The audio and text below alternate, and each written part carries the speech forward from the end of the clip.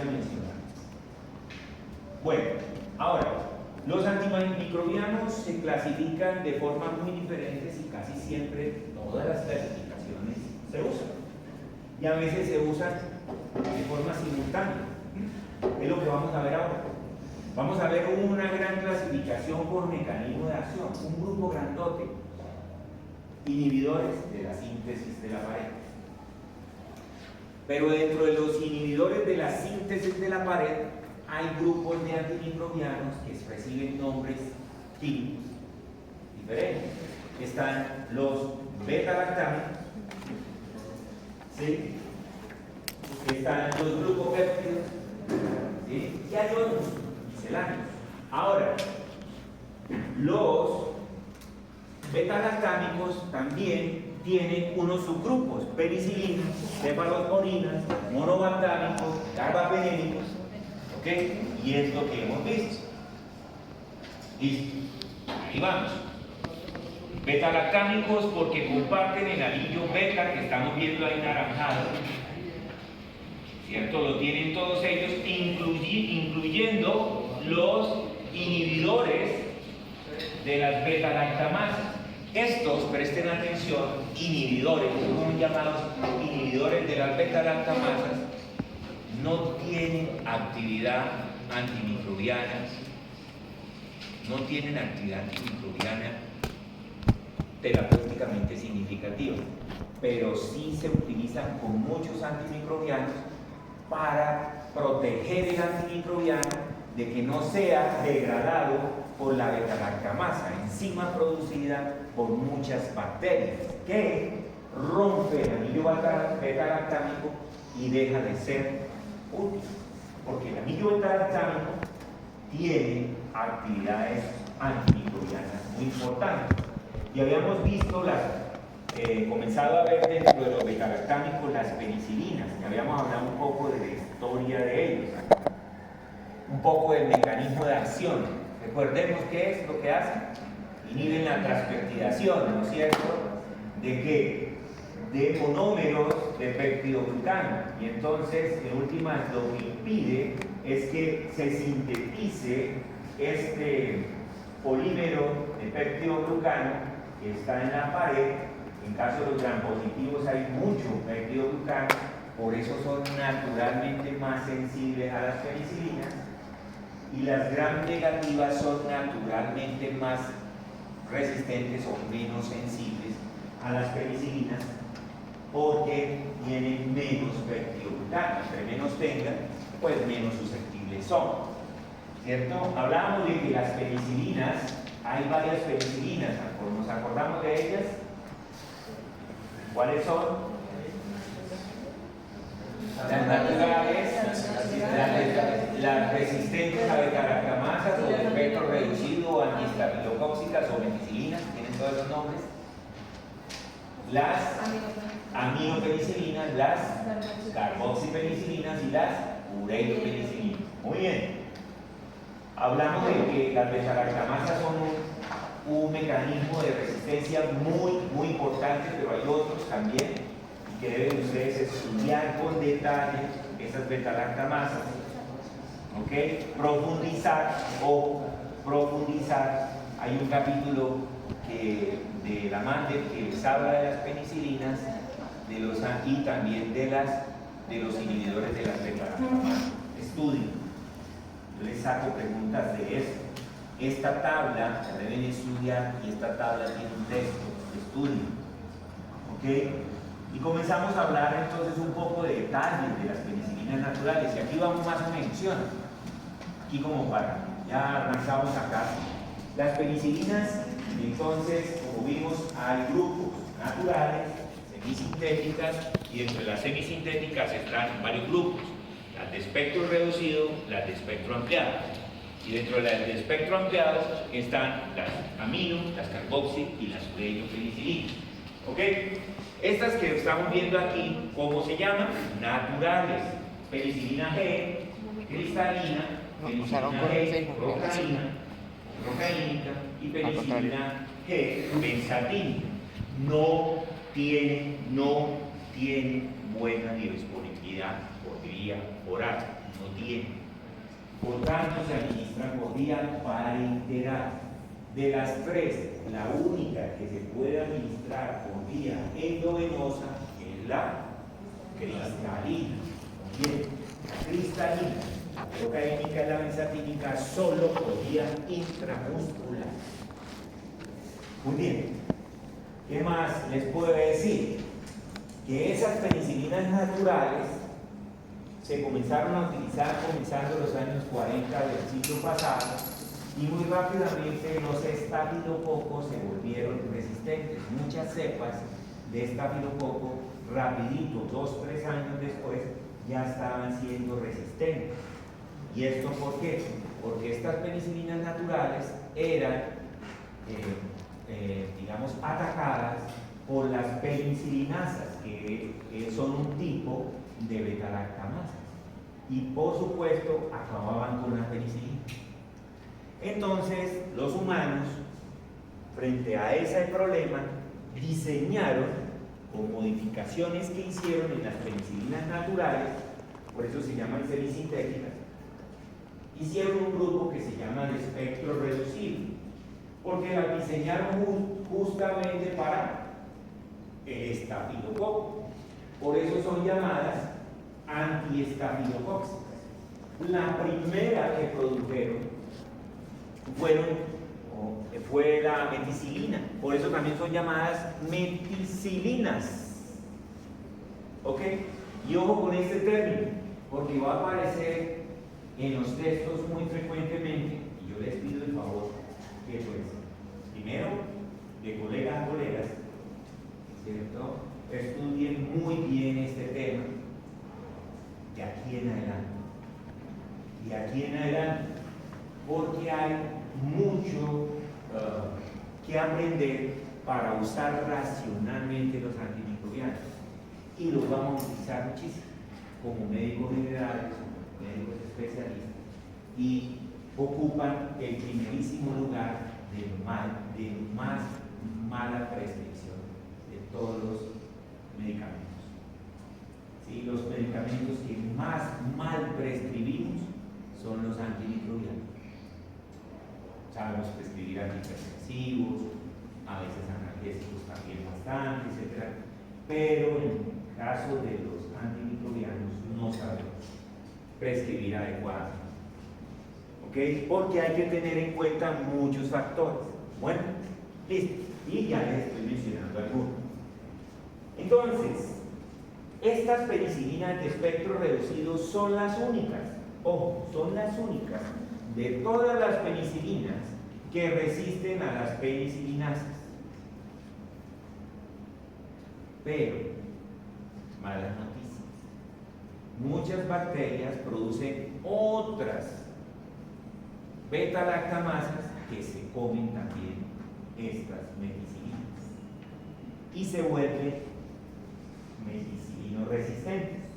Y las bacterias meticilino-resistentes son un problema para nosotros, que somos los que las vamos a enfrentar, porque se reduce muchísimo las opciones.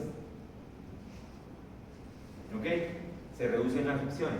Muchos medicamentos ya no son útiles para esas bacterias. Las bacterias resistentes a meticilinas son bacterias también resistentes a muchos otros antimicrobianos, no solamente a estos que estamos viendo aquí, oxacilina, ampicilina, dicloxacilina, no, sino a otros antimicrobianos no beta-lactámicos, inhibidores de síntesis de la pared, inhibidores de ácido nucleico. Entonces estamos en problemas. ¿Ok? Nos quedan unos pocos, por ahí con estos alcanzan, ¿cierto? Los grupitos que podemos utilizar. Está claro hasta ahí, pero habría otro problema con las. ¿Quién me recuerda el espectro de las penicilinas naturales? Yo lo dije la semana pasada. Anaerobios y gram positivos. Muy bien. Fíjense que las penicilinas naturales no tienen actividad frente a las gram negativas. Entonces, el ser humano también diseñó penicilinas que tuvieran actividad frente a las gram negativas. Y ahí tenemos las de espectro ampliado. Y las de espectro ampliado son las amino, carboxil y ureilo penicilinas. Dentro de las aminopenicilinas están principalmente ampicilina, amoxicilina, las más conocidas, carbenicilina, intercarcelina, las carboxil, y la famosísima, muy famosa, piperacilina. ¿Cierto?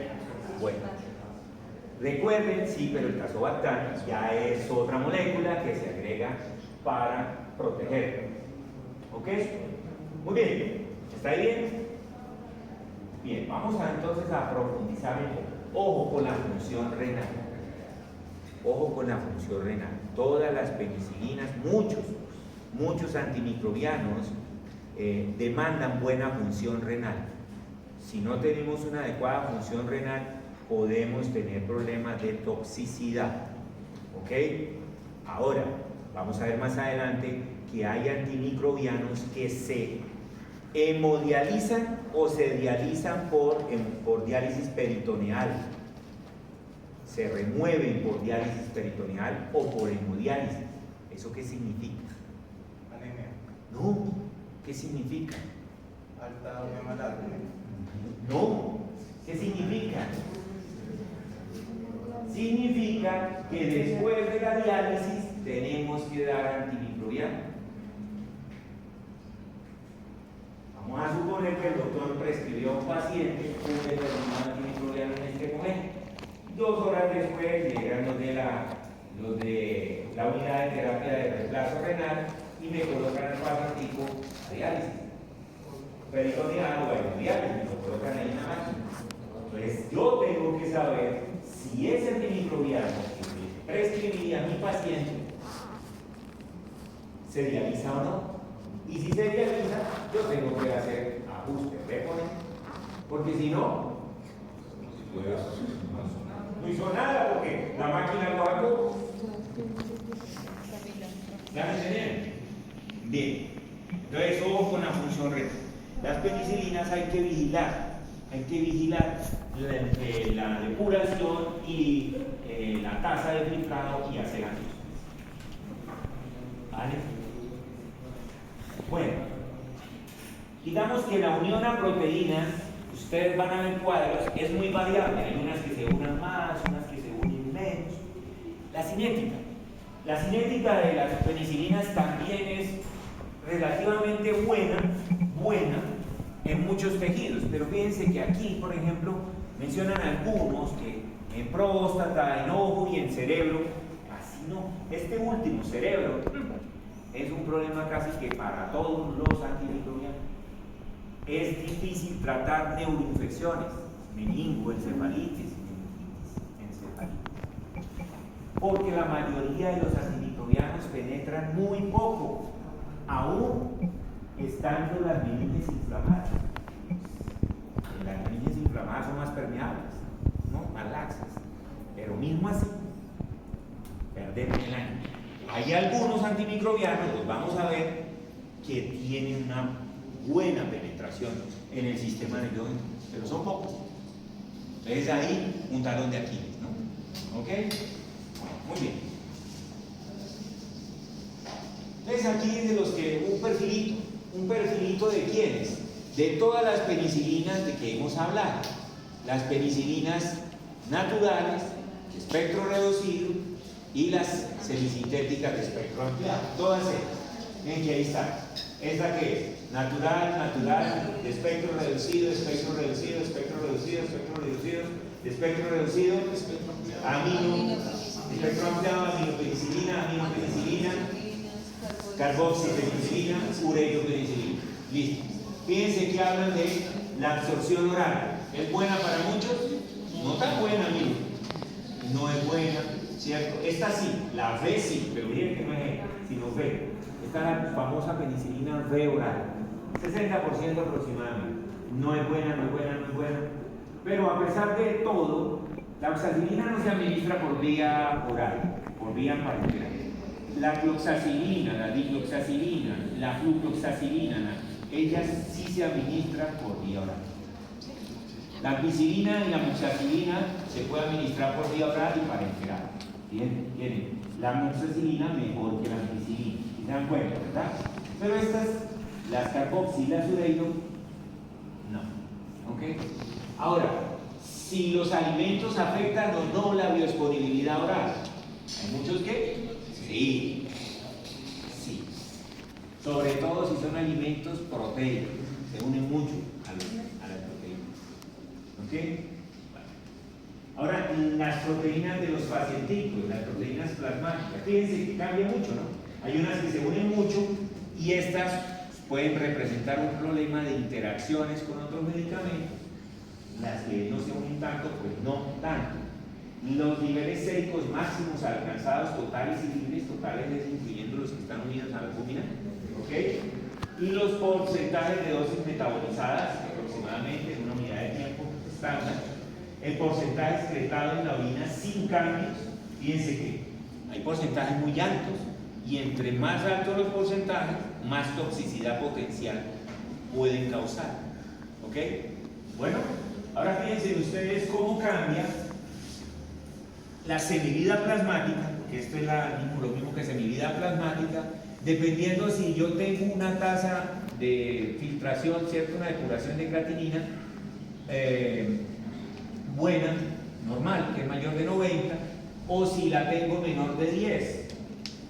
¿Qué pasa con esos tiempos?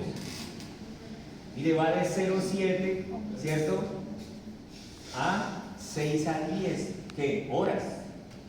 Estamos hablando de que cambia sustancial. ¿Ok? ¿Sí está claro? Entonces, ¿qué es lo que tenemos que hacer? Vigilar. Como decíamos cuando estaba pequeño. Vigilar. ¿Ok? Bueno, muy bien. Fíjense lo que les decía. Cambio de dosis de antibiótico en enfermedad renal y tras diálisis. Ahí aparece el tema que hablábamos hace unos minutos. Créanme que yo les voy a preguntar sobre estas tablas. ¿Sí? Porque es importante que ustedes sepan. Yo les puedo decir, ¿es cierto? ¿Es verdad o cuál de los siguientes antimicrobianos después de una hemodiálisis o diálisis peritoneal requiere ajuste? Eso es importante. Ya les dije una pregunta del examen. ¿Sí? No, porque dice yo sin cambios. No tenemos que hacer cambios. Pero dependiendo de si la depuración está entre 30 y 50, entre 10 y 29, o si lo llevaron a hemodiálisis, puede ser que sí haya que hacer ciertos ajustes. Díganme, ¿es importante ese conocimiento? Claro que bueno.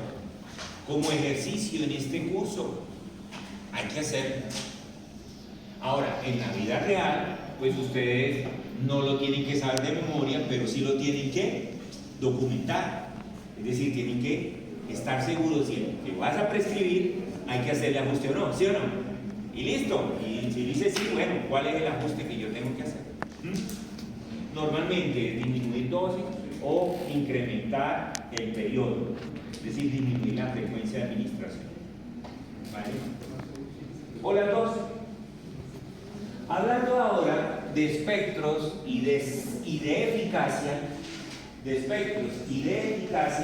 en consecuencia yo voy a decir, tienen actividad frente a tales microorganismos y la concentración mínima inhibitoria es, presten atención. Yo les voy a mostrar aquí unas concentraciones inhibitorias en las diapositivas, así como está acá diseñadas, otras de las tablas de mate, pero tengan cuidado, son apenas referencias. ¿Por qué? Porque eso está cambiando todo el tiempo y cambia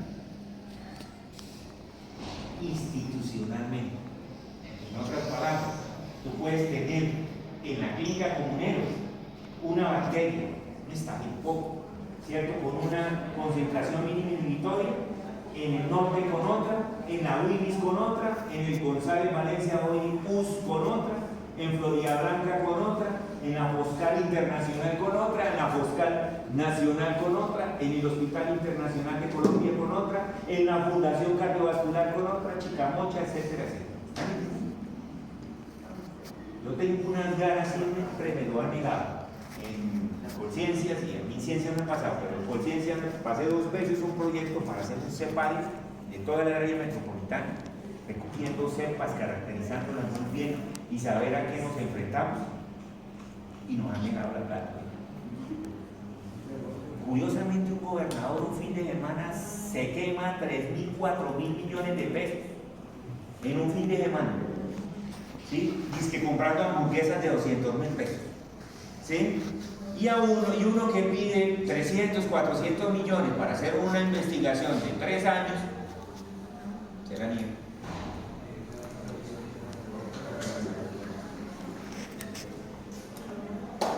Por ahí hay un anuco que juega fútbol, dice que chuta con la izquierda y se va a ganar 30 millones de euros mensuales, porque es proporción.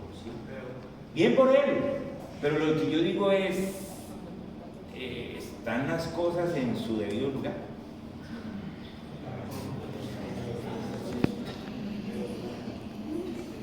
Si queda de primer lugar en uno de esos de los grandes torneos de golf, se ganó 15, 20 millones de dólares en 4 días, jueves, viernes, sábado y domingo.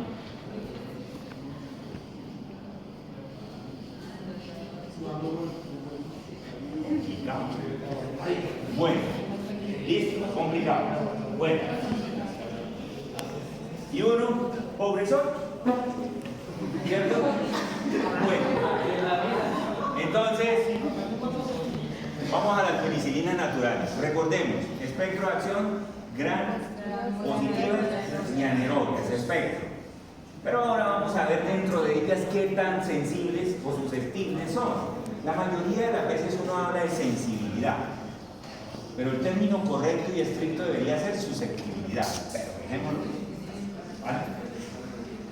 Entonces, miren, nos está diciendo, ojo, pilas, pilas. Altamente sensibles son estas bacterias. ¿Cuáles?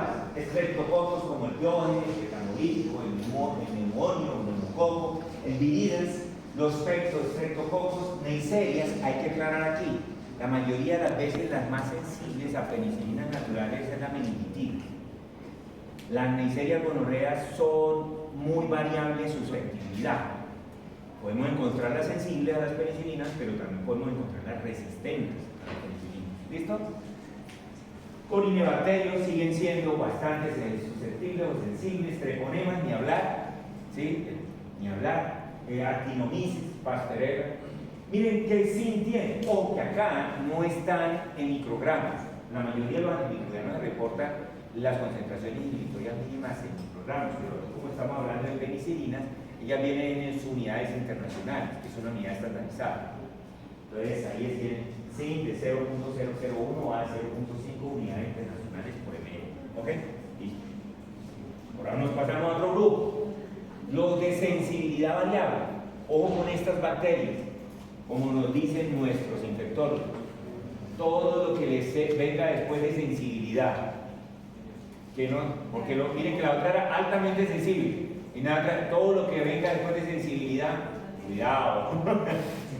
Cuidado, no utilicemos con seguridad y confianza esos antimicrobianos, porque puede ser que las bacterias hagan fiestas, gárgaras y no se mueran. ¿Okay? Entonces, variabilidad en la respuesta. La sensibilidad, estafilococos, por supuesto. Hay muchos que ya son pobremente o resistentes. Los epidermidis, los hay unos, los hay otros, listerias, clostridium, bacillus, anthracis, campylobacter, los pobremente sensibles, enterococos, faecalis, protes, brucelas, hemófilos y bordeferras. Y los definitivamente resistentes, que eso no hay discusión ya en este momento, los coliformes, las salmonelas, la nocardia, el virus. Entonces, pregunta de examen: ¿tratarías una cólera con una penicilina natural?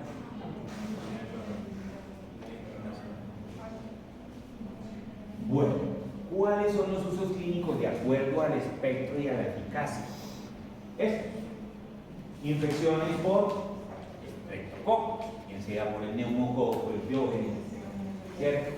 endocarditis por viril, uretritis gonocócica. Yo les conté a ustedes, no les conté, no me acuerdo si les conté que yo viajé en el tiempo y en el espacio. Fue una cosa tan extraña lo que me sucedió, que yo manejé en San Vicente de Chucurí soldaditos, pringaditos, ¿no? Todos llegaban allá con sus dolores articulares, ¿no? Y botando leche condensada por el pipito, ¿no? Y entonces blanco es frito que se come, la gallina lo pone, gonorrea, ¿cierto? Y entonces, ¿con qué los trataba yo? Con penicilina. Los metía, yo los aprovechaba porque a mí me gustaba hospitalizar los soldaditos para que descansaran. Los metía allá en el hospital, los trataba, después los mandaba para la casita con penicilina y salían muy bien. De repente llegué a Bucaramanga y me encontré con algunos colegas que ya no daban penicilina, sino estaban dando ceftriaxona, una cefalosporina en tercera generación. ¿Y esto por qué? No, es que han salido estudios mostrando que el gonococo es resistente a la penicilina. ¿Y de dónde es el estudio? De Estados Unidos. Entonces se vino, el gonococo de Estados Unidos se vino para acá y entonces infectó a todos los que estamos tratando acá. Ese tipo de cosas es lo que nos lleva a utilizar mal los antimicrobianos. ¿Qué tenemos que hacer de acuerdo a esta ilustración que acabo de hacer? Sabe siempre identificar qué bicho estoy enfrentando, sin especulaciones. ¿Cuáles son los que aquí se están presentando? Y de acuerdo a eso tratar. Eso es lo que tenemos. Doctor, una pregunta. Sí. El inicio se empezaría con penicilinas y después, cuando ya tenga el cultivo, se dirige, ¿cierto? Pero la primera opción sería penicilinas. En muchos casos sí, pero si tú vas, eso depende, porque si tú vas a tratar casos de las ciudades grandes, probablemente sí, ya haya resistencia. Si son inmunosuprimidos, ¿cuál sería la primera línea? Tienen que ser los indicados ya que no haya resistencia. Entonces, cefalosporinas de tercera generación. Ahí ya estarían cefalosporinas. ¿Ok? Tétanos, difteria, gangrena gaseosa, sífilis, actinomicosis, todo eso se puede manejar con estas penicilinas. Las resistentes a beta-lactamasas, también llamadas de espectro reducido, meticilinas, antiestafilocóxicas.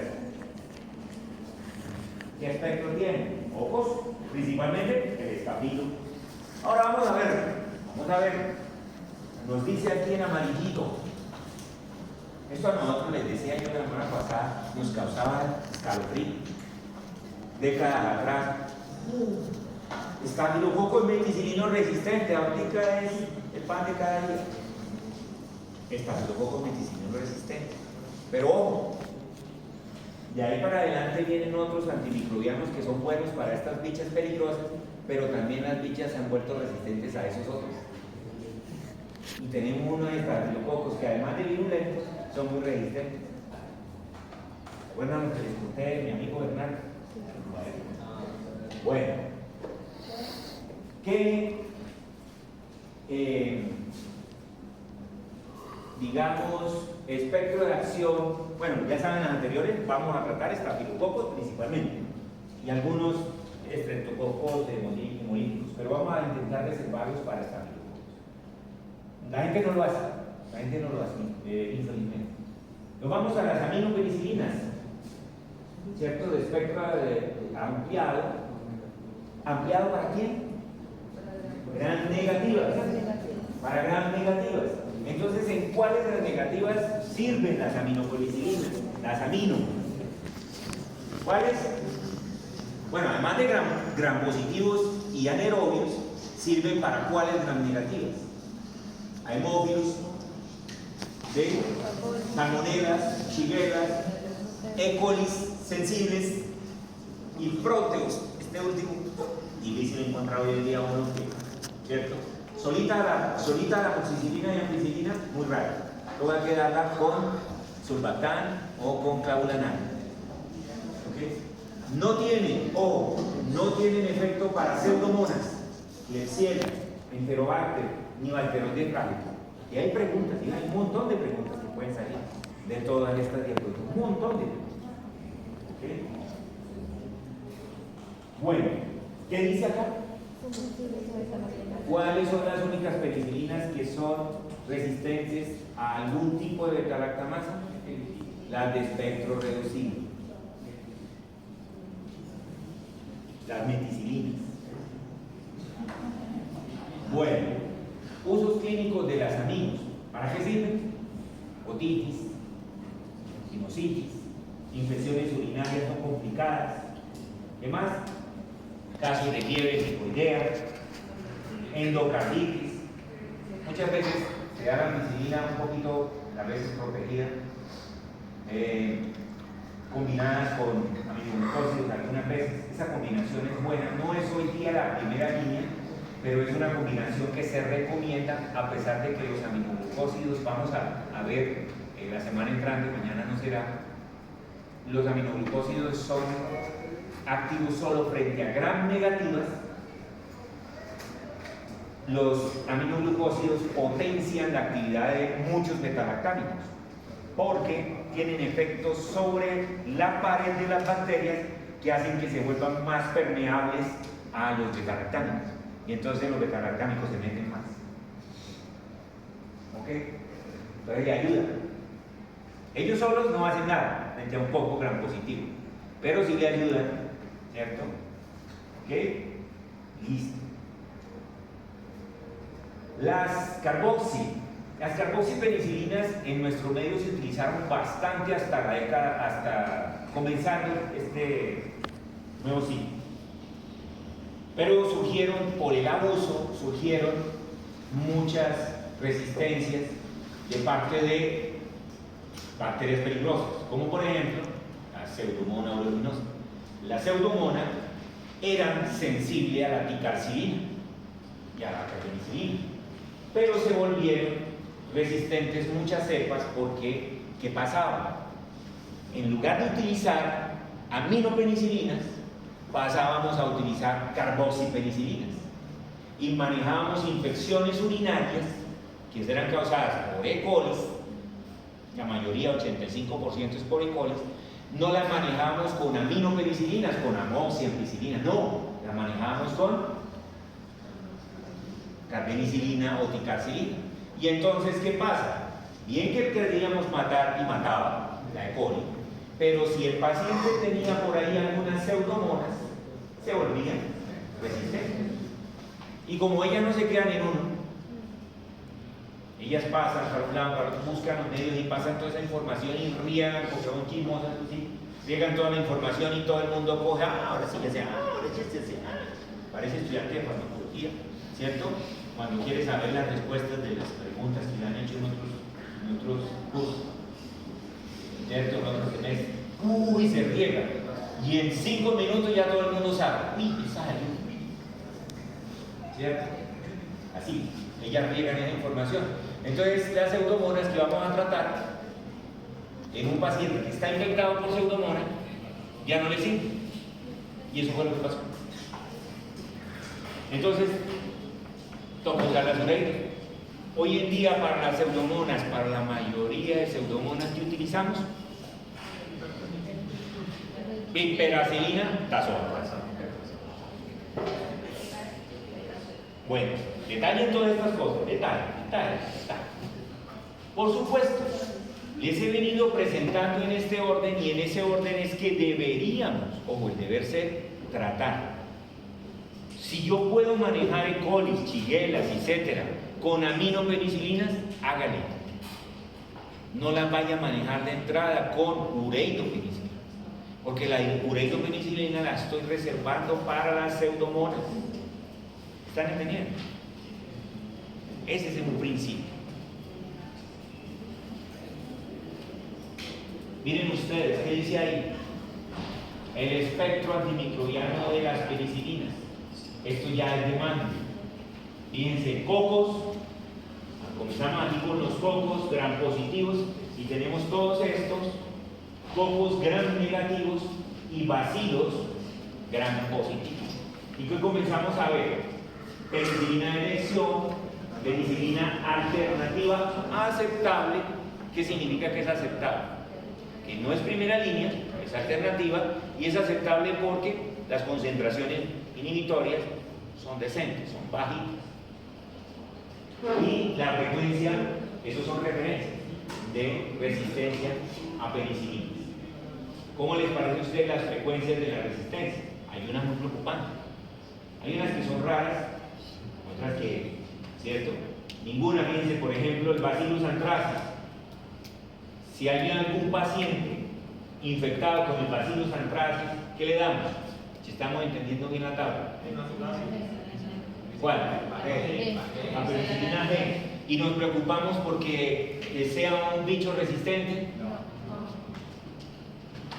En el caso del estafilococo resistente, que se le puede dar a una persona. ¿Qué dice?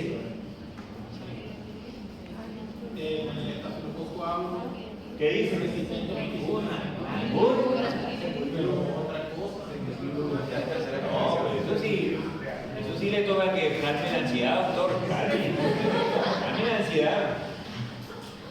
Tranquilo que en algún momento se va a decir.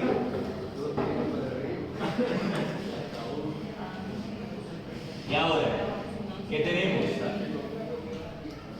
Anaerobios, bacilos gram negativos y otros microorganismos poco frecuentes. Ojo, dentro de los anaerobios, ¿cuál funciona? La G, ¿cierto? La G. ¿El Bacteroides fragilis? No, ¿cierto? ¿Por qué? Resistencias. Vámonos a los gram negativos. ¿Qué penicilinas? ¿Las naturales? ¿Ven por ahí alguna G? ¿Ven por ahí alguna B? No. ¿Cuáles vemos? Las de espectro ampliado. De espectro ampliado. Las amino, las carboxil o las ureico, ¿cierto? Fíjense, ¿qué llama la atención ahí? ¿Hay carboxil? No, nosotros la dañamos. Otro tipo. ¿Qué dice aquí? Tris.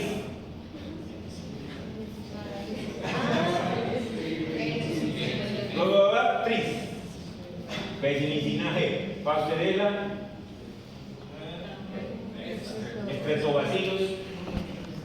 ¿Qué dice? Minus. ¿Se ponemos para allí?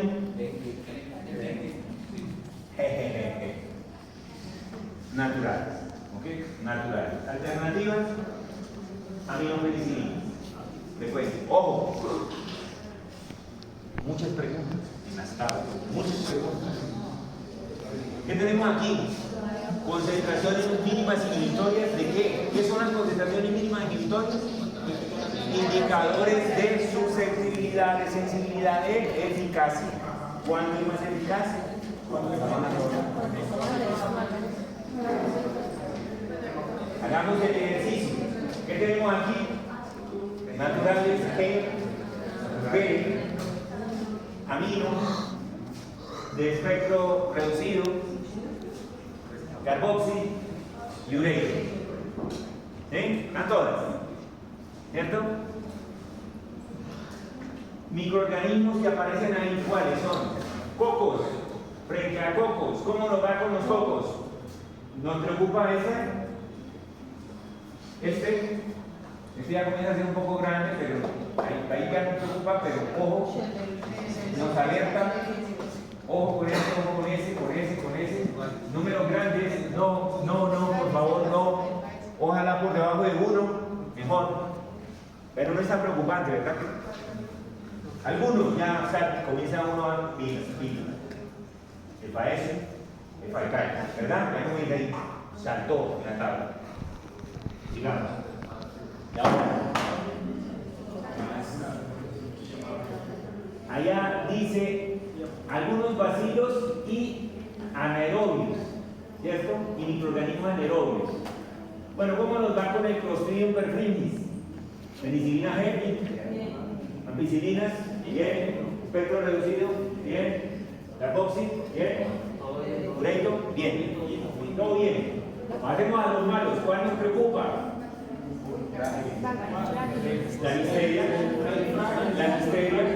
listeria ya la oxacilina y sea carboxi de espectro reducido no nos sirve.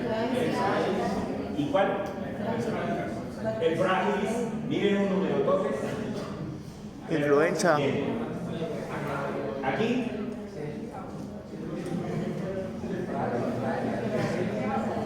Y pseudomonas. ¿Qué tenemos? Para la E. coli, buenísimas. ¿Quiénes? La tirana hay como El mismo del año, ¿cierto? Y ahora, ganamos un mérito, ¿no? ¿Qué comenzamos a ver con este tipo de bacterias? Exacto. Ahora, pidamos auxilio, porque muchas de ellas puede ser que estén produciendo beta-lactamasa. Ahora vamos a combinarlas con inhibidores de beta-lactamasa y a ver cómo nos va. A ver, estamos aquí listando cuáles. Listando bacterias de diferentes tipos que son ¿qué? Que han venido volviendo resistentes, ¿cierto? Dice aquí que son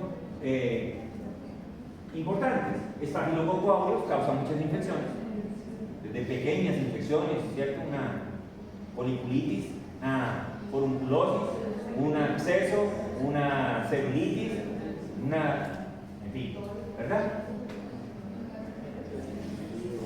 Amino, malo. Amoxicilina más clavulanato. Ojo, si sirve, si nos da un número que sirve, ¿qué quiere decir? Que hay que dar protegida con un inhibidor de beta-lactamasa. ¿Qué quiere decir? Que hay mucho estafilococo que está produciendo penicilinasas que afectan la amoxicilina. Entonces, utilizamos un inhibidor de beta-lactamasa y mejoramos, ¿verdad? Y así con el sulbactam. Mire la piperacilina sola. Bien del año. Si le damos el tazobactam, fíjense que las subeitopenicilinas son buenas, pero tienen el problema de que son susceptibles a beta-lactamasa. Ahora tenemos el SARM. ¿Qué significa el SARM? Estafilococo aureus resistente a penicilina. O con los sarnosos. Los números, perdimos el año. Yo les dije, ya cuando nos sale un meticilino resistente, ¡pum! Cuidado, se eliminaron todas las penicilinas. Fuera. Chao. Chao, chao. ¿Qué otras nos preocupan?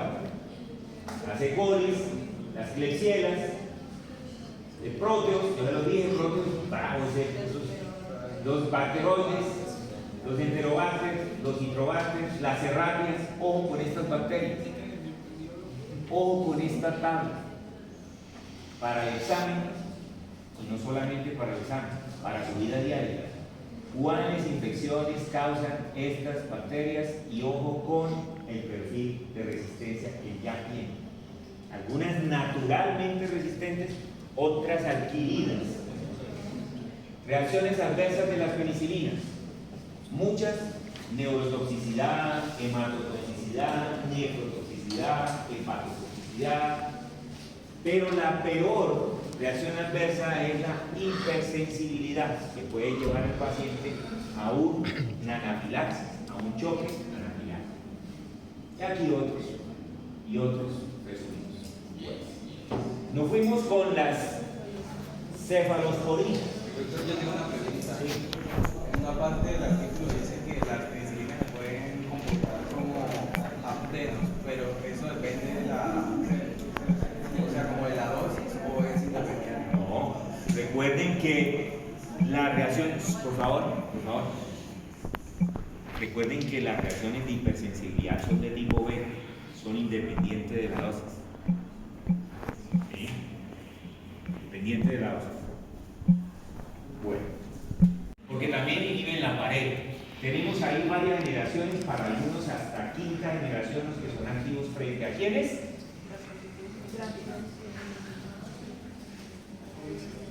Las arnícadas, los estafilococos aureus meticilinos rectos. Entonces tenemos primera generación, parentelares, cefazolina, cefalotina, cefapirina, cefradina, orales, cefalocilo, cefalexina y cefralentina. De segunda generación, cefamandor, cefonicid, cefuroxima, de orales, cefaclor, ceproxilo, cifuroxima y loracarios.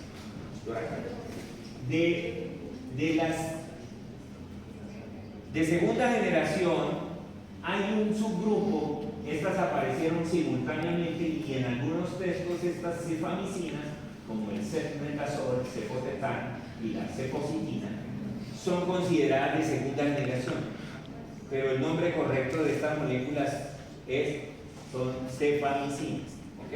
Que son ahí primas hermanas, ¿vale? Químicamente hablando.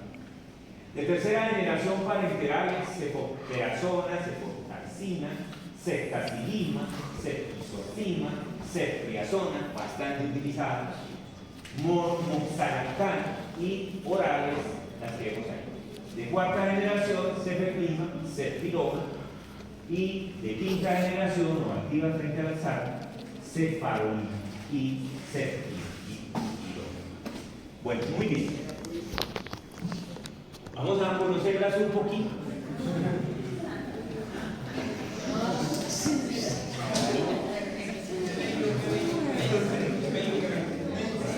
Quiero leerle lo que dice arriba.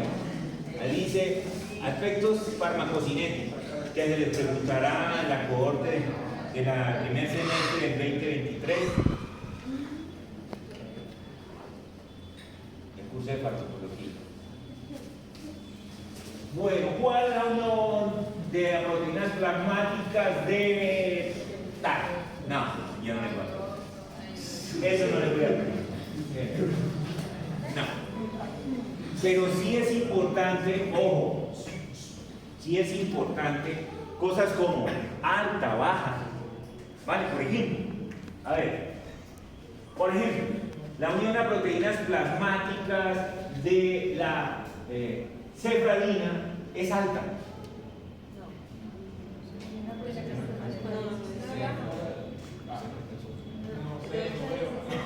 No ven, si yo me estoy viendo, me imagino ustedes.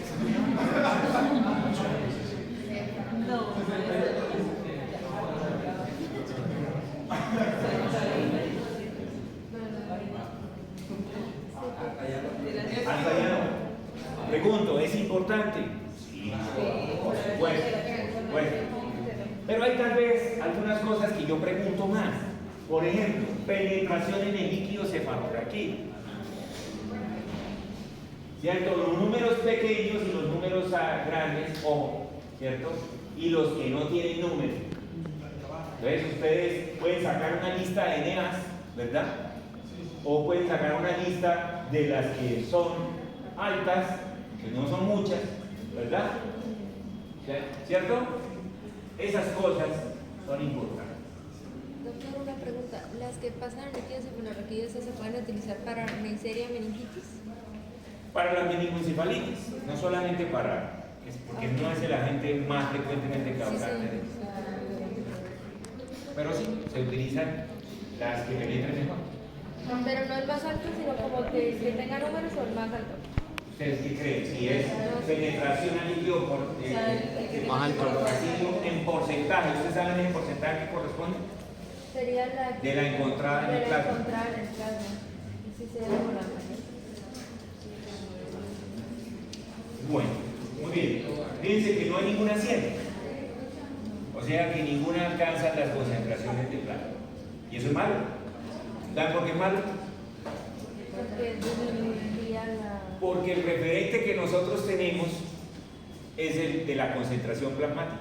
No sabemos cuál sería la concentración mínima en el líquido cefalorraquídeo. Exactamente. Entonces nos quedamos medio perdidos. Ahí sí que entonces, ¿qué hacemos? No, póngale lo que aguante. Que no hay que sin cerebro. Sí, ustedes saben que una neuroinfección acaba con el cerebro. Y eso es cuestión de horas. De horas. Un estudiante, pues, un neurólogo que fue estudiante mío de la UNAM, me decía, doctor, si yo le llego a usted y yo le llego con una meningoencefalitis, por favor póngame vancomicina. Ustedes después me van a explicar por qué el neurólogo decía, por favor póngame vancomicina. Camino por ahí una vancomicina. Ok. Bueno, ¿qué dice aquí? ¿Qué alcanzan a ver de arriba? Ajuste de dosis de la cefalosporina en pacientes con insuficiencia renal. Nos aparece dosis para adulto, dosis en menos, en filtrado glomerular menor de 10 a 50, de 50 a 90, con hemodiálisis o diálisis peritoneal. ¿Hay que conocer esos datos? Absolutamente, absolutamente. ¿Por qué hay que conocerlos? Yo les puedo, que no lo voy a hacer, pero si hacemos el ejercicio en un paciente que ustedes tienen, van a tener muchos de estos pacientes porque cada vez son más abundantes. Está en piso, está en unidad de cuidado intermedio, está en unidad de cuidado intensivo, está bajo terapia de reemplazo renal, está en hemodiálisis o en diálisis peritoneal, etc.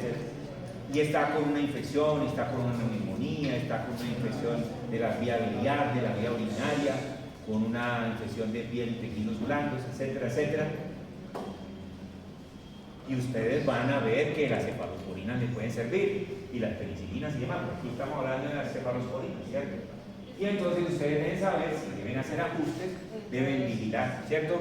Que una pregunta, bueno, un paciente que tiene un filtrado glomerular de tanto y está en hemodiálisis, si se le administra tal medicamento, ¿cuál de los siguientes ajustes esto es correcto?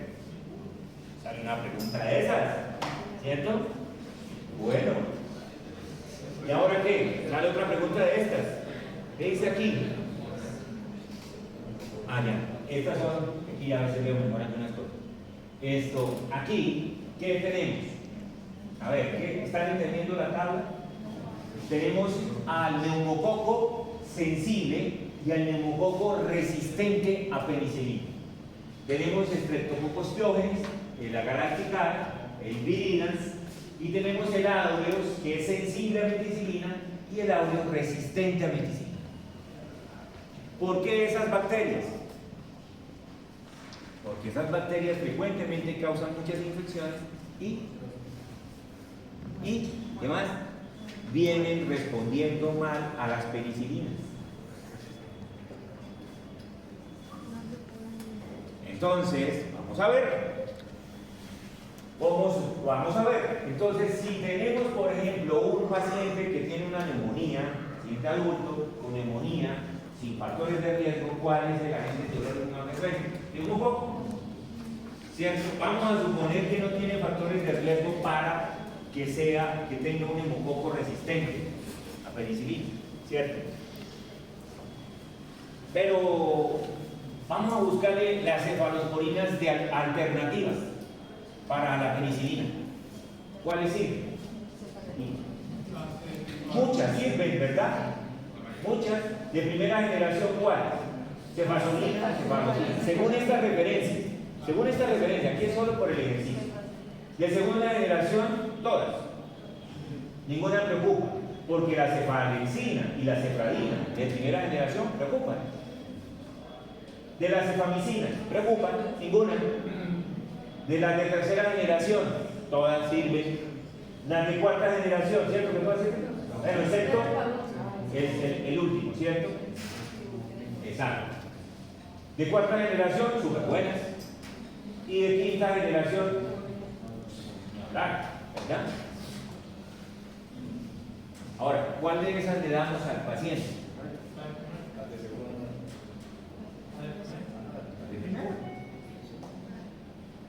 ¿Primera o segunda generación? ¿Verdad? Ahora, va a depender de la gravedad del paciente. Si el paciente está en estado grave, tiene una neumonía grave, Entonces ahí uno ya se va con unas generaciones más adelante, porque ellas tienden a ser más eficaces, actuar más rápido. Las de tercera generación tienen esa particularidad, actúan muy rápido, ¿cierto? Entonces ahí tenemos varias opciones. ¿Listo? Pero si no es el caso de una grave, nos quedamos con las primeras. Nunca cuarta y quinta generación, jamás, porque cuarta y quinta generación no fueron diseñadas para esas bacterias. ¿Para cuáles fueron diseñadas? Para la resistencia a penicilinas.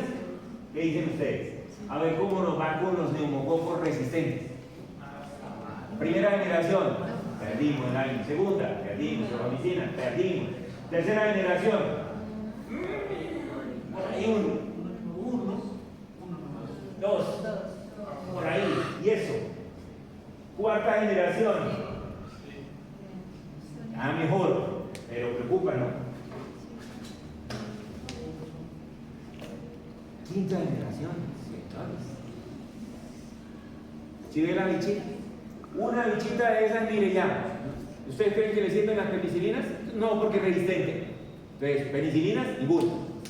Cefalosporinas, casi ninguna. Solamente la de quinta generación. Si el paciente está grave, porque muy seguramente lo esté. Entonces, fíjense la importancia de este es un grupo de reserva para este tipo de bacterias. Siguiente, el piógenes. Señores, ¿con qué vamos a manejar el piógenes? Con las primeras. No, cualquiera no, mi doctora. Cualquiera no. Cualquiera sirve, pero no lo vamos a utilizar. Vale. No es que no la dejamos terminar. Cualquiera sirve, pero no vamos a utilizar. Cualquiera, ¿verdad? Vamos a utilizar. Después, tenemos las diagalacticales. Mismo mensaje. Ahora nos vamos con el Viridians, ¿cierto? El Viridians. Fíjense que el Viridians llama la atención que está perfilándose en algunos casos, en algunos centros, encuentran algunos bastante resistentes ya. Preocupa un poco, ¿verdad?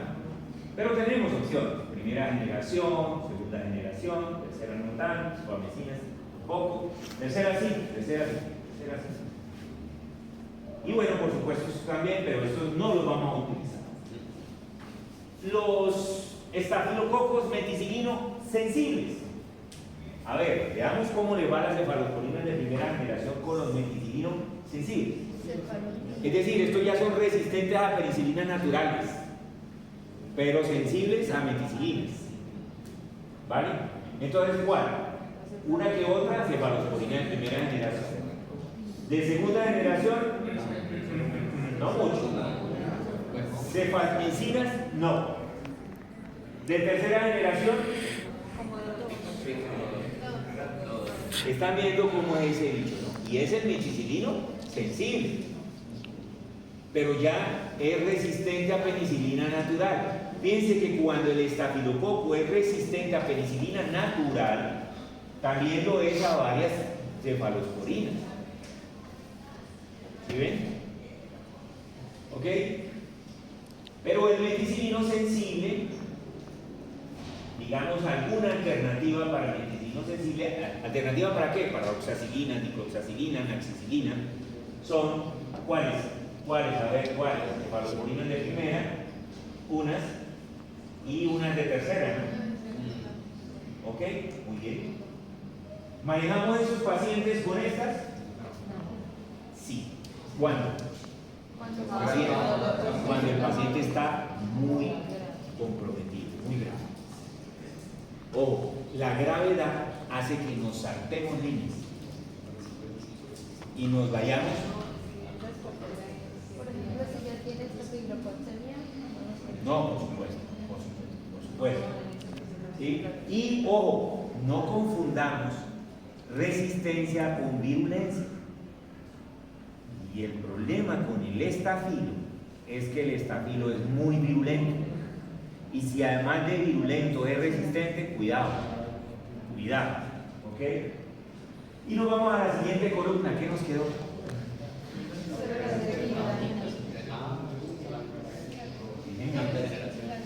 Para eso se diseñaron, para esos tipos de problemas.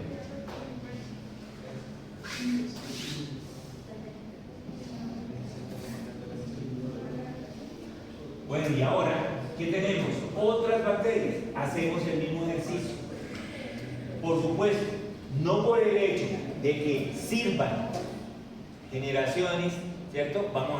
No, va a depender de la gravedad del caso, va a depender de la gravedad del caso, va a depender de los factores de riesgo del paciente, ¿cierto? Ahora, ¿qué pasa? Muchas veces ustedes enfrentan pacientes y tienen que iniciar terapia empírica, sí o sí. Y muchas veces se van a tener que quedar con la terapia empírica, porque no van a poder aislar el microorganismo. Uno lo puede aislar de pronto de una meningoencefalitis, a veces uno le hace la punción y tal, si no hay contraindicación para PEP. Puede aislarlo de una celulitis ulcerada, de una erisipela, de una infección urinaria, de pronto, ¿qué más? De un absceso que de pronto tenga en otro lugar. Pero una neumonía es difícil, a no ser que esté haciendo bacterinas berracamente, el paciente está muy comprometido, ¿de acuerdo? Entonces, lo que quiero decir es que en la trinchera manejar las infecciones es complicado, porque no siempre se puede, en el paciente que estoy tratando, aislar el microorganismo. Y nos toca saber mucho del fármaco y mucho de la epidemiología microbiológica. Y ojalá tuviéramos la orientación del microbiólogo institucional, que nos diga, doctor, normalmente los que hemos podido aislar que presentan estos cuadros son tales y tales bacterias con estos perfiles. Eso se hace en los hospitales de buena calidad, ¿cierto? En Bucaramanga hay 2 instituciones que hacen ese tipo de ejercicio, el resto no lo hacen. ¿Ok? Entonces, porque eso ayuda a orientar al clínico. El clínico necesita orientación, porque eso no es ahí como una vez que yo trabajé en una unidad de cuidado intensivo de esta ciudad y el intensivista de la mañana comenzaba una terapia antimicrobiana. El de la noche, que recibía turno en la noche, o al siguiente día la cambiaba, porque se sentía más iluminado que el otro. Y así sucesivamente. En 3, 4 días, 5 tratamientos diferentes. Y no termina ninguno.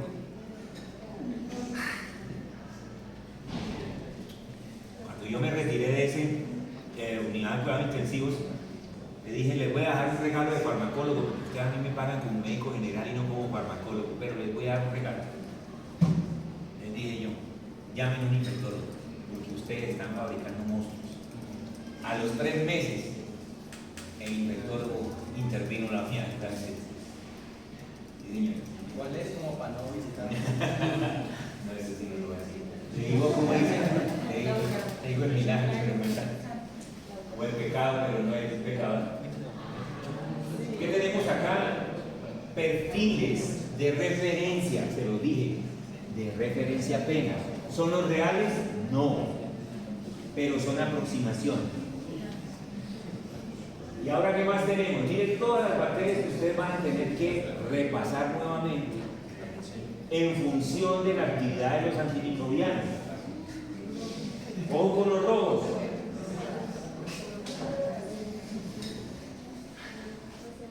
¿Cuáles son estas? Bacilos gramnegativos anaerobios y aerobios. Hay malas noticias, ¿no? Malas noticias. Para la primera generación, miren los números. Malos. Segunda generación. Malos. Tercero, malos la mayoría. Uno que otro ahí. Ya no. Miren, nos quedan tercera generación. Prácticamente. Salud. No es COVID.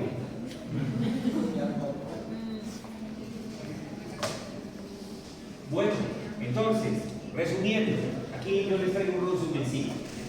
Esos son los nombres. ¿Qué pasa con las cefalosporinas? Si se dieron cuenta, las de primera a quinta, ¿qué va pasando? Hay como un fenómeno que se amplía y después se reduce. En las de primera generación son buenas, muy buenas para gram positivos y para algunos gram negativos y para algunos anaerobios. Vamos avanzando segunda generación a tercera generación y van ganando mucha actividad frente a gram negativos sin perder actividad frente a grampositivos, pero algunos sí. Como vamos a ver ahorita, algunos, por ejemplo, de tercera generación pierden actividad frente a algunos cocos grampositivos. Y por esa razón vinieron los de cuarta y quinta generación, para cubrir esa deficiencia que los de tercera generación tenían, ¿cierto? Y los de primera y segunda, ¿por qué? Porque se volvieron, si se dieron cuenta, muchos microorganismos cocos y gram negativos se volvieron resistentes a las primeras generaciones. Ya no nos queda sino las últimas generaciones. La última generación principalmente efectiva para cocos resistentes.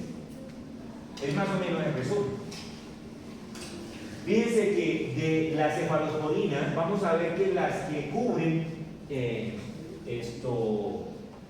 bien la neuroinfección por cinética son las de tercera generación. Las de primera me dicen que pobre la penetración al líquido cefalorraquídeo, pero es buena pleura y alamnes, o sea, buenas para infecciones respiratorias o obstétricas, ¿cierto? Infecciones obstétricas. Problemas aquí, digamos, con algunos, por supuesto, aquí aparece el espectro de acción, aules, neumococo, pero ojo, paecales, ya eso lo vimos ahí en las tablitas. No sirve. Ahora, ¿cuáles son los usos clínicos de las cefalosporinas de primera generación? Normalmente es una alternativa para pacientes con problemas con penicilina, infecciones urinarias no complicadas, infecciones respiratorias bajas, aunque eso ya casi uno no lo ve. Antes teníamos protocolos ambulatorios con cefalosporinas de primera generación, hoy en día ya no se hace. Sinusitis y otitis sigue siendo bastante utilizada, celulitis y peoritis también muy utilizada de primera generación. Todo está sujeto a estudios clínicos porque depende de la eficacia y la susceptibilidad. Cefalosporinas de segunda generación van ganando, como les dije, actividad frente a gram negativas y las de gram positivas, y tienen actividad frente a algunas bacterias, por ejemplo. La cefoxiquima es relativamente eficaz para algunos bacterios frágiles, y digamos que los de segunda generación se utilizan para ciertos problemas un poquito más complicados de otitis media, de sinusitis, o en algunos casos, dada la buena cinética que tiene la cefuroxima, se puede considerar una alternativa para la infección. Pero fíjense lo que les decía, los de tercera generación ganaron mucha actividad frente a gram negativas, pero perdieron actividad frente a algunas gram positivas. Miren lo que estoy colocando ahí. No tan activos frente a los estafilococo aureus, es decir, las de tercera generación, y lo vimos, no son tan buenas para este tipo, y mucho menos para el nitrogeno resistente. ¿Okay? Pero tienen la fortaleza de que varias de las cefalosporinas de tercera generación tienen una muy buena cinética al sistema nervioso central. Difunden bien el líquido cefalorraquídeo y son, digamos, que más estables frente a la actividad de las beta-lactamasas que las penicilinas y las de primera y de segunda generación. ¿Okay? Normalmente, para manejar liserias, para manejar neumonías, para manejar infecciones urinarias, neuroinfección, ¿okay? Eso sería. Las de cuarta generación ya vimos que se reservan para microorganismos resistentes, como neumococos, estafilococos, ¿de acuerdo? No se utilizan para infecciones a no ser que sean graves, causadas por cocos sensibles. Pueden dar frente a cocos sensibles, pero cuando el paciente está en condiciones muy graves. ¿Ok? El problema que tiene la de cuarta generación es que para neuroinfección no son buenas porque no cruzan favorablemente la barrera hematoencefálica. ¿Ok? Fíjense lo que dice aquí, son invisibles para las beta-lactamasas. Y ya comenzaron a salir algunas cepitas causando problemas. Bueno, los usos clínicos, infección, ¿qué dice? Se reservan para las infecciones severas o graves intrahospitalarias por microorganismos multiresistentes. ¿Qué dice aquí? Como monoterapia, ojo, ¿por qué dice eso? La monoterapia no se aconseja para fármacos de reserva, porque si se dan solitos se presenta resistencia más rápidamente. ¿Sí? ¿Ok? Y estos son de reserva. Pero en algunos casos se puede dar monoterapia en casos que uno sabe la infección es monocrobiana. Por ejemplo, en casos de neumonías graves adquiridas en la comunidad. Las neumonías graves adquiridas en la comunidad no son polimicrobianas, son monocrobianas. Entonces uno sabe que va a controlar rápido, que va a ser efectivo, que no necesita combinarla con nada, que ya es suficiente. ¿Ok? Listo. También en algunas infecciones de tejidos blandos. Y en terapia combinada o normalmente acompañado de aminoglucosis, por ejemplo, para el manejo de infecciones nosocomiales de origen abdominal. Esta es una opción, pero no es la primera línea. Hoy día los carbapenémicos son los más utilizados. Y las de quinta generación, pues son los que se reservan, ya lo vimos, para los meticilino resistentes y no solamente esos, sino vancomicino, moderadamente sensibles o vancomicinos resistentes. ¿Qué es la vancomicina? La vancomicina la vamos a ver, puede ser que hoy, puede ser que mañana, no sé qué horas tenemos. Tenemos todavía tiempo, pero no se os alcance.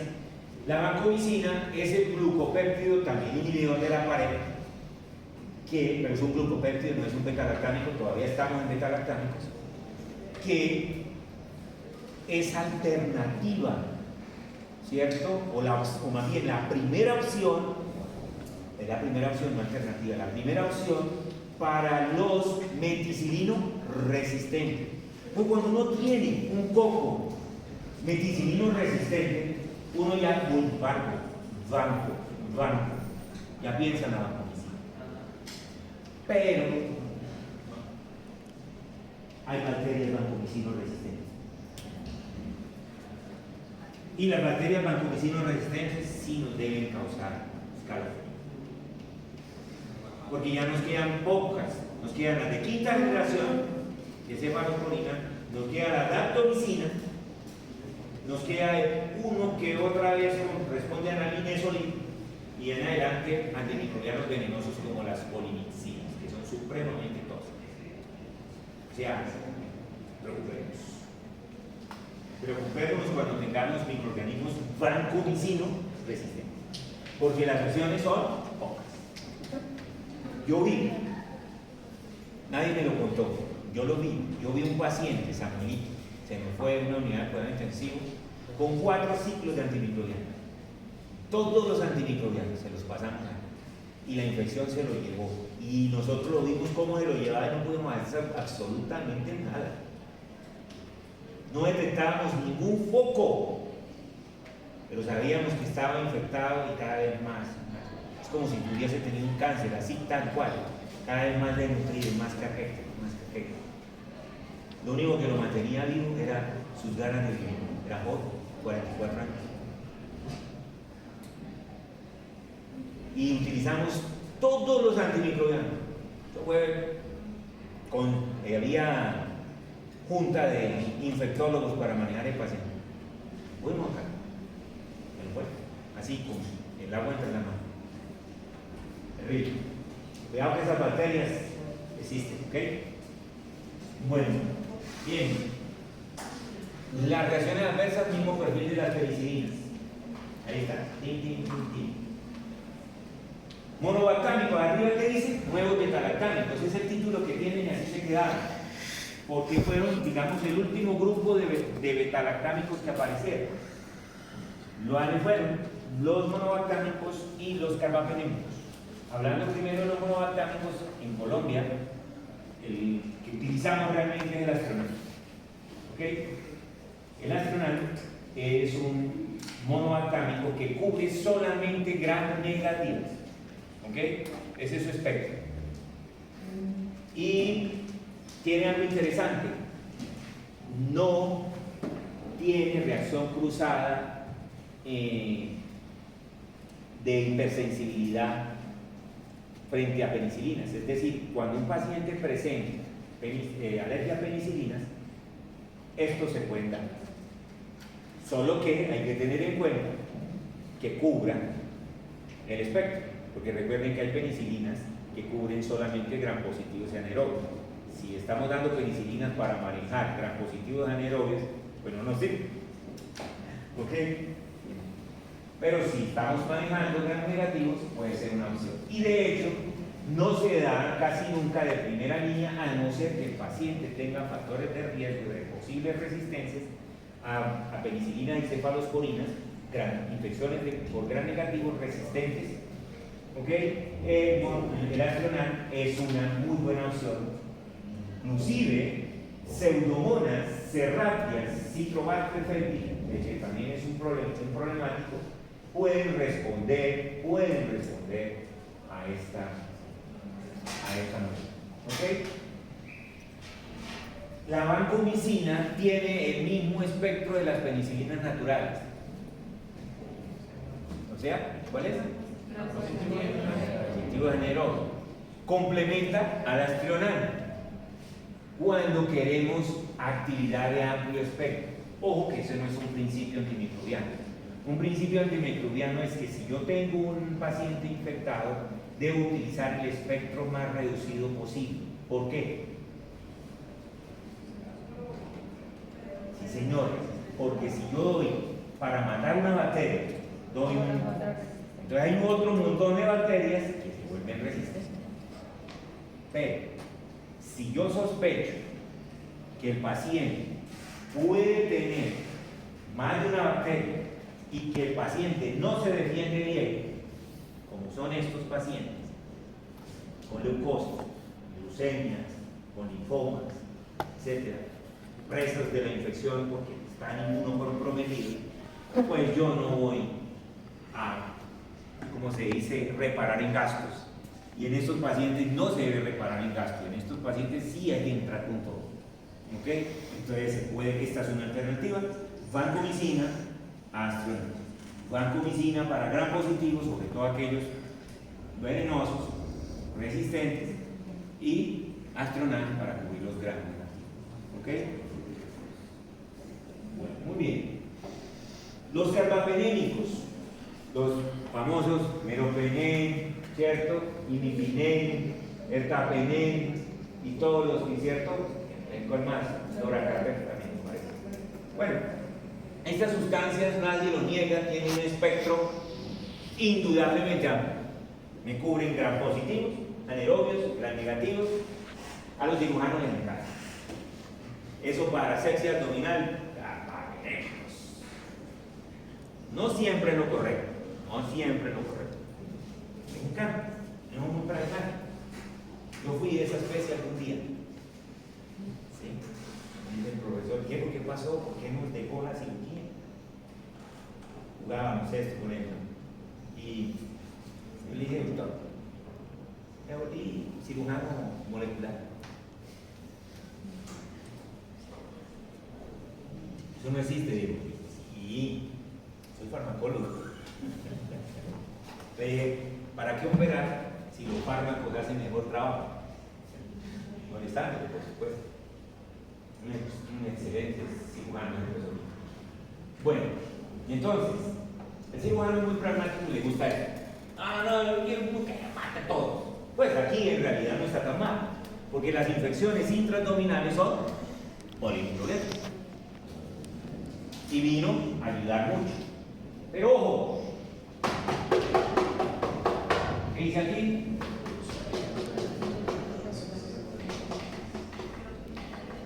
Entonces, en ciertos pacientes no está indicado el uso de carbapenémicos porque en esos pacientes que tienen ciertos perfiles vamos a generar demasiada resistencia. ¿Ok? Entonces, digamos que si es un paciente sin comorbilidades, va y venga. Pero si es un paciente con muchas comorbilidades y usamos este tipo de antimicrobiano así tan liberalmente, lo que vamos a exponerlo es a futuras hospitalizaciones con riesgo de microorganismos resistentes, infecciones por microorganismos resistentes. ¿Okay? ¿Qué dice aquí? Su uso se reserva para infecciones mixtas severas a nivel intrahospitalario. Segundo, debido al riesgo de resistencia, no se debe usar como monoterapia frente a pseudomonas. A eso es donde me refiero. paciente, por ejemplo, epocoso, que ha tenido muchas hospitalizaciones por el POC sobreinfectado, pacientes tienen pseudomonas galopantes. En ese paciente no es bueno estarlo sometiendo a carbapenema. Ese es un ejemplo. Vale. ¿Están entendiendo?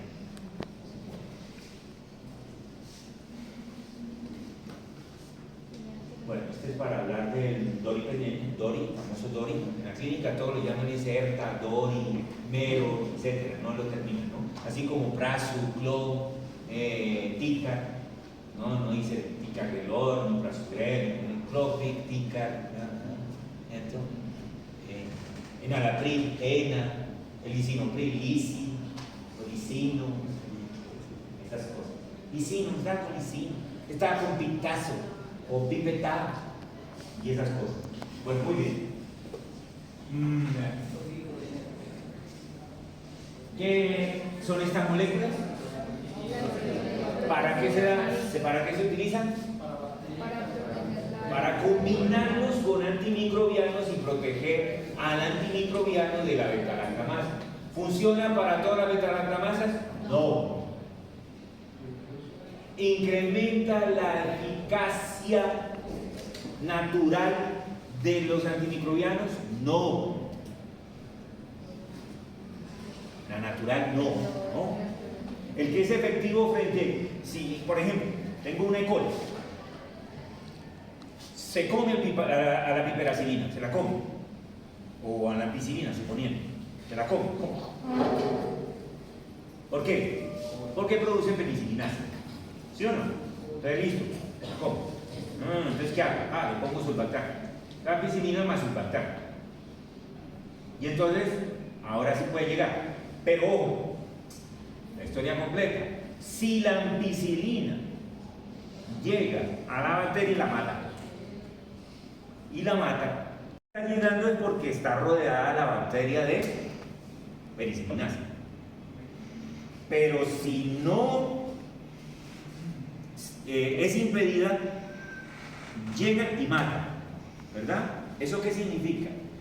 Que el antimicrobiano, que es la ampicilina y no el sulbactam, es eficaz naturalmente. En otras palabras, la bacteria naturalmente es susceptible o sensible a la ampicilina, ¿verdad? En ese sentido, solo que como se rodea de beta-lactamasas, pero si yo le doy un inhibidor, entonces ahí sí. Pero ¿qué pasa? Podemos tener el otro escenario. La E. coli resiste a la ampicilina, le doy sulbactam y sigue resistiendo. ¿Por qué? Porque ella era naturalmente o porque adquirió otro mecanismo de resistencia diferente a beta-lactamasas. Puede ser que esté produciendo otra beta-lactamasa que también acaba con la ampicilina, pero que no es inhibida por el sulbactam. ¿Están entendiendo? O porque tiene otro mecanismo de resistencia que hace, sí, bombas o inhibiciones, otros tipos de, que hace que no sea sensible. Entonces tenemos que entender eso, que no por el hecho de nosotros proteger con un inhibidor de beta-lactamasa vamos a garantizar que el antimicrobiano funcione, porque apenas es para inhibir ciertas beta-lactamasas. Por eso léanse en el capítulo de beta-lactamasas y sus inhibidores. ¿Ok? Ahora, si yo tengo una bacteria que naturalmente resiste porque produce penicilinasas, piperacillinasas, cefalosporinasas, carbapenasas, naturalmente, sí, es resistente por eso, y yo le doy un inhibidor, ahí uno dice, el inhibidor amplió el espectro, ¿sí? Porque ahora le funciona, ¿cierto? Ahora le funciona. Muy bien. Ok, eso era como todo lo que tenía que decir respecto a eso. Entonces, hay un montón, ahora no es solamente tatuaje, hay un montón. Antes se combinaban apenas unos con otros, ahora hay una combinación así mucho mayor, porque el diseño tecnológico ha mejorado muchísimo. Finaliza, ¿qué ves? 6:40. Yo creo que ustedes están cansados. Pero vamos a terminar. Ya eso es rapidito. ¿Qué son los glucopéptidos? Inhibidores de síntesis de la pared. O sea, seguimos en el mismo capítulo grande. Inhibidores de síntesis de la pared. ¿Cierto? Pero ahora dejamos los beta-lactámicos atrás. Ahora estamos con glucopéptidos. ¿Verdad? ¿Cómo? Este tiene un mecanismo diferente, ¿cierto? A los beta-lactámicos tenemos vancomicina y tecoplanina, pero en nuestro medio, la que más utilizamos, y la verdad no he visto ningún paciente con tecoplanina. En nuestro medio, en Brasil, sí. Acá, vancomicina por todos lados. Aquí dice, mire, que la vancomicina y la tecoplanina se absorben por vía oral de forma importante. No tienen buena disponibilidad por vía oral, se administran por vía parenteral, endovenosa e intramuscular. Se prefiere endovenosa. Pero fíjense que para manejar infecciones como enterocolitis por Clostridium difficile es una opción darlo por vía oral, porque justamente no se absorbe. Y es que queremos es que mate al Clostridium difficile que está en la luz intestinal, no sistémicamente. Entonces es buena opción. Hay otras aminoglucósidos que también se pueden utilizar para manejar. ¿Ok? Bueno. Listo. Tiene el problema de los beta-lactámicos, la mayoría, que no penetra al líquido cefalorraquídeo de forma importante. Ojo con esto. 90% se excreta por el riñón sin cambios. Ojo con la función renal. Son, ya le voy diciendo, son nefrotóxicos, muy nefrotóxicos. ¿Ok? Bueno, entonces inhiben la transglucosidasa, es una enzima que tienen las bacterias para polimerizar pared, y de esa manera pues disminuye el ácido. Ya hay microorganismos, como les mencionaba hace minutos atrás, vancomicina resistente. Aquí hay un perfil de ellos. Normalmente la vancomicina, ¿para qué se usa? Se usa para infecciones por microorganismos resistentes a medicina. Streptococos, estafilococos, resistentes a medicina. Esa es la indicación. Y hay varios, causando varios tipos de infecciones. Infecciones de piel y tejidos blandos, neumonías, meningoencefalitis, ¿cierto? Diferentes tipos de infecciones. Sex de esos orígenes. ¿Ok?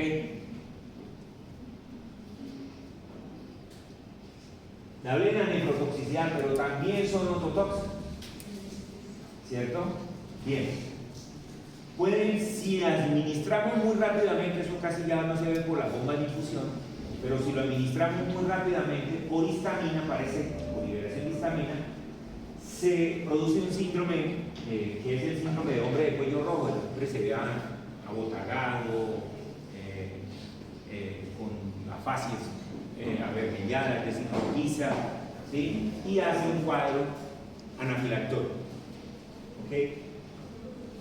Ya les digo, se ve por tasas de infusión muy rápidas, son como detalles, pero hoy en día casi no. Pero la ototoxicidad y la nefrotoxicidad sí es muy frecuente. La tecoplanina tiene el mismo perfil. Bueno, ya, está dicho lo importante.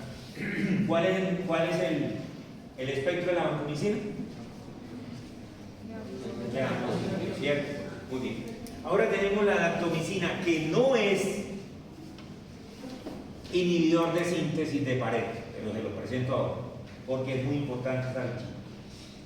Les presento a este lipopéptido que se llama daptomicina. Esto es como para complementar los antimicrobianos de reserva para cocos multiresistentes.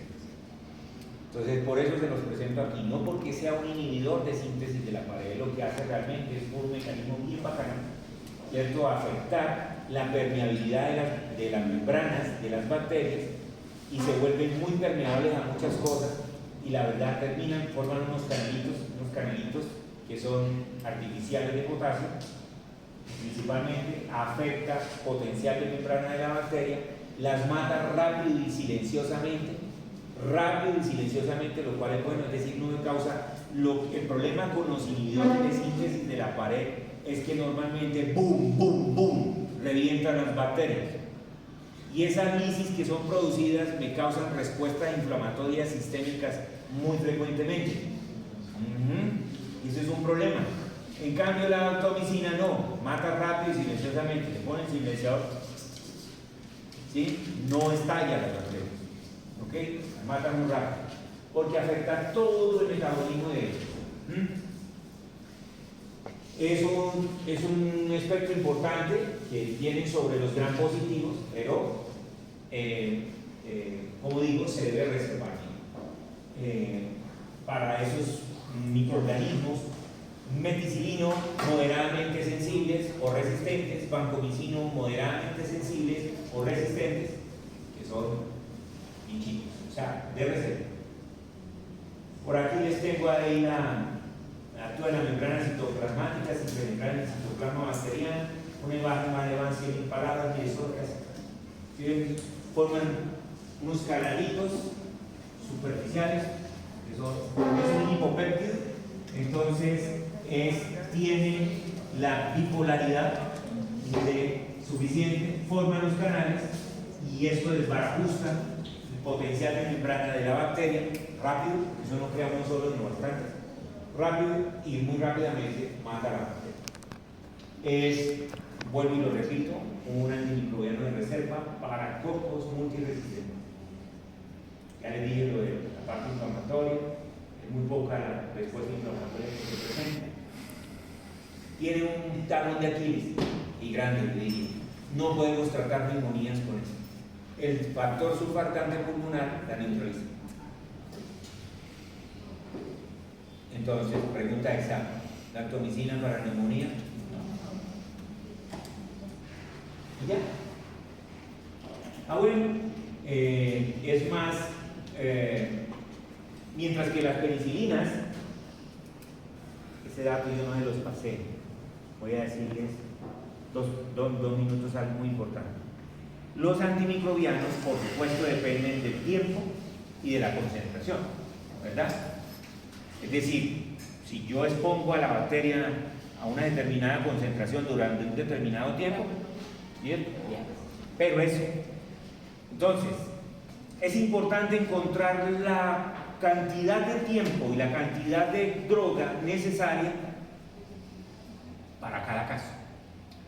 Las penicilinas y las cefalosporinas y los carbapenémicos, en otras palabras, los betalactámicos, son más tiempo dependientes. Entonces, no es lograr altísimas concentraciones por encima de la concentración inhibitoria mínima. Tal vez acá. Acá, volvemos con las curvas. Tiempo, concentración, de lo que les estaba hablando.